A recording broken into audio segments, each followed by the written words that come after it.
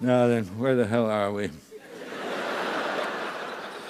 I've lost track of how long I've been speaking because I didn't start my stopwatch. But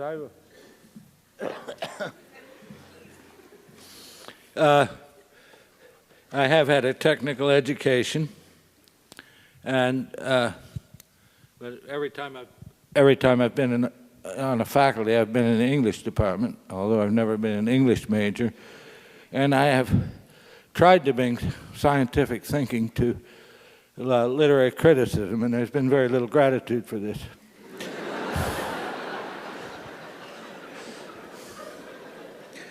All right. Stories have very simple shapes, ones that computers can understand.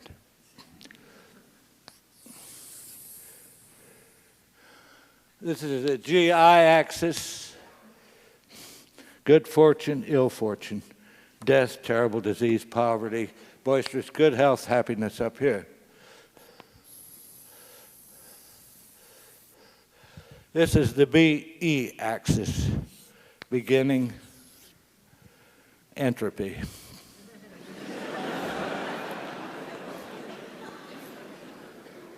Now then, I'll give you a marketing tip.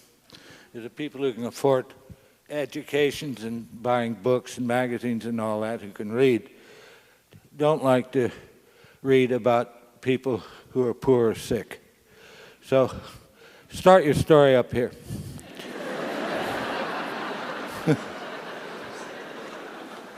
Now, the simplest story, and if you stay home and watch this on television, it'll be told again and again and again. Nobody ever gets tired of this story. I call it Man in a Hole, but it needn't be about a man in a hole. Somebody gets into trouble, gets out of it again.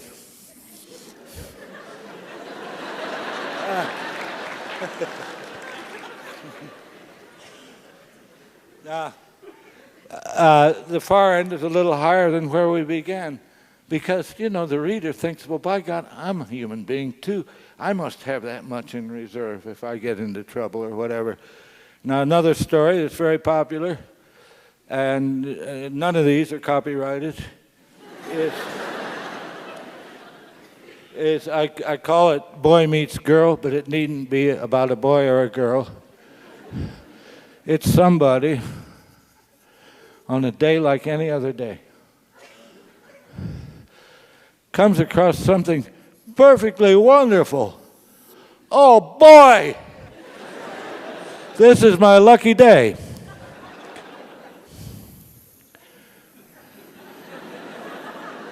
Shit.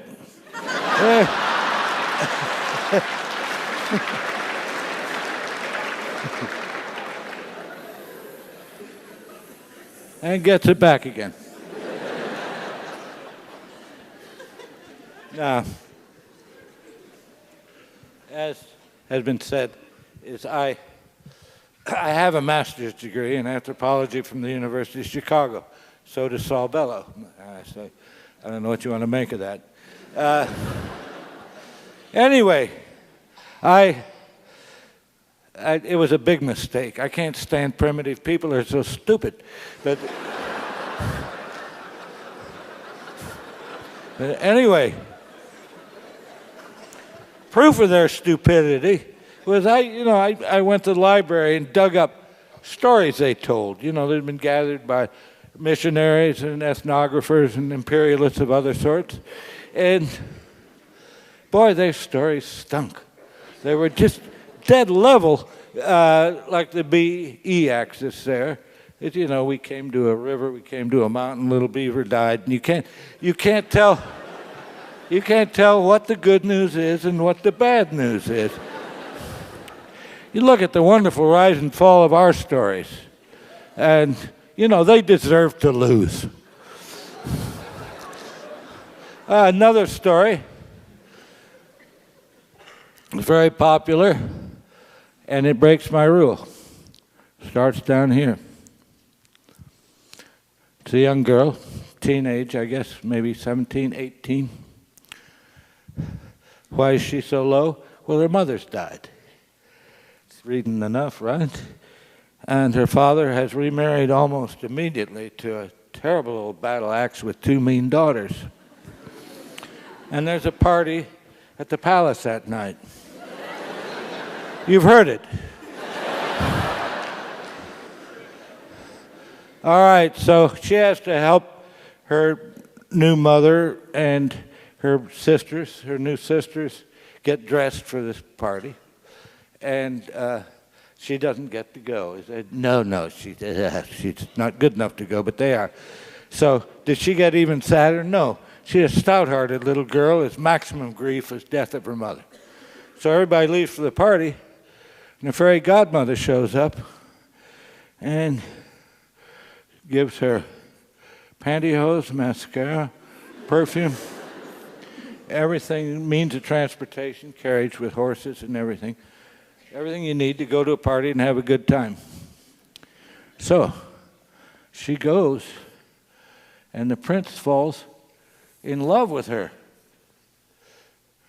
Now you must realize she is so heavily made up that her own relatives don't recognize her.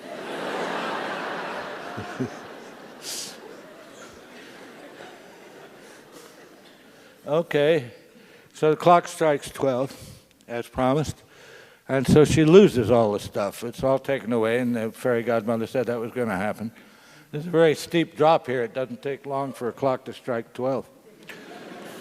Does she drop down to the same level? No. For the rest of her life, she'll remember the time she was the belle of the ball. So she poops along at this considerably improved level until the shoe fits and she becomes off-scale happy. Now,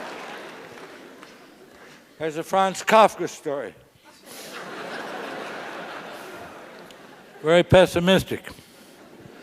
Starts down here. There's this rather unattractive, not particularly nice-looking, not very personable young man who has a really lousy job and disagreeable relatives. And so it's time for him to go to work again. And he has turned into a cockroach.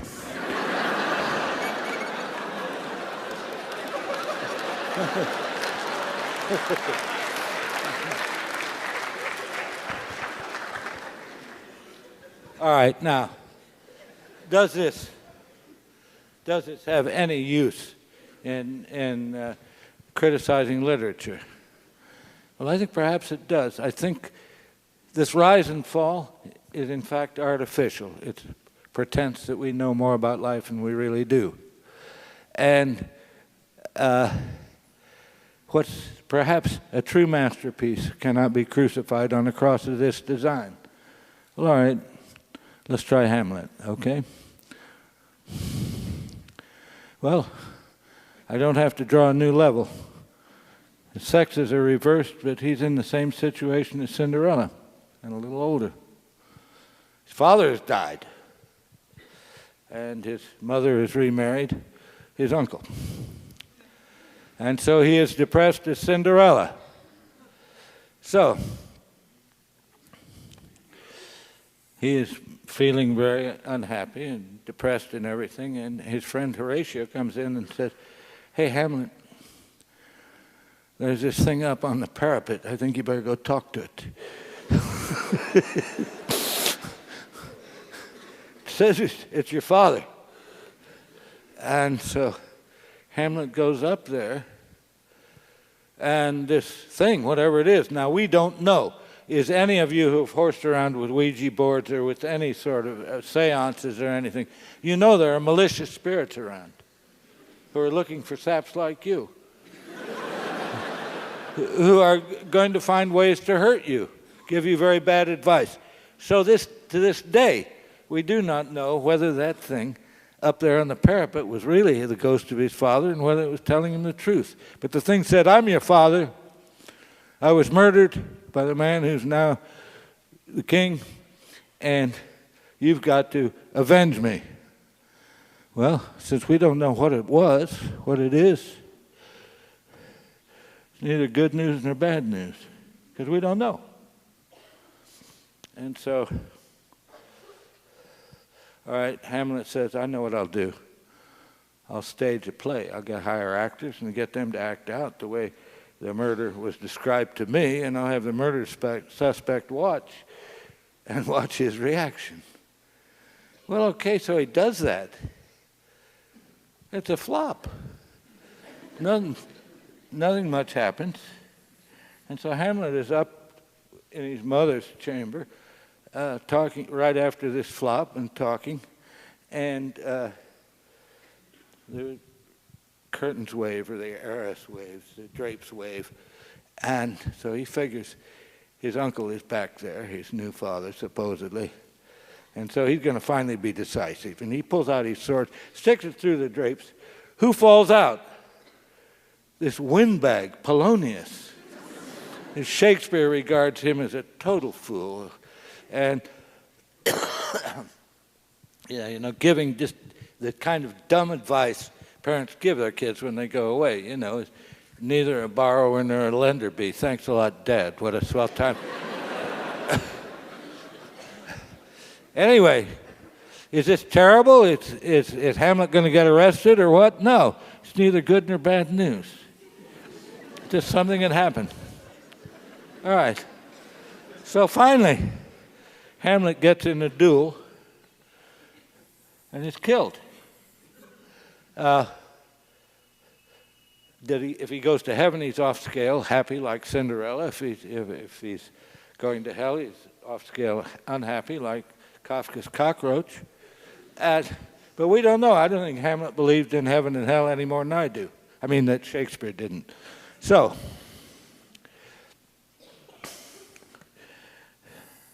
I would just prove to you that Shakespeare was as poor a storyteller as any Arapaho.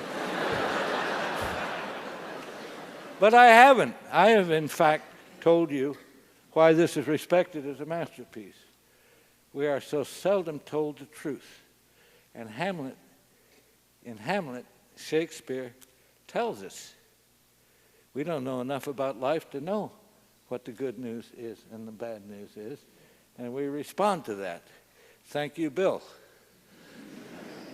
Now, if you think, all we do is we pretend to know what the good news is and what the bad news is, and you think about our training in this matter, all we do is echo the feelings of people around us. But imagine a little kid, 3 years old, maybe 4, and the parents are so excited.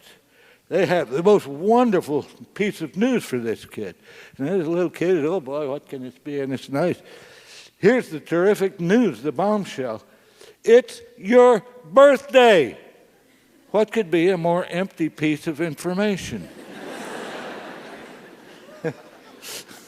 And so the kid goes, wah, wah, wah, wah. And it goes on, is our team won? Wah, wah, wah, wah, wah. Our candidate won. Wah, wah, wah, wah.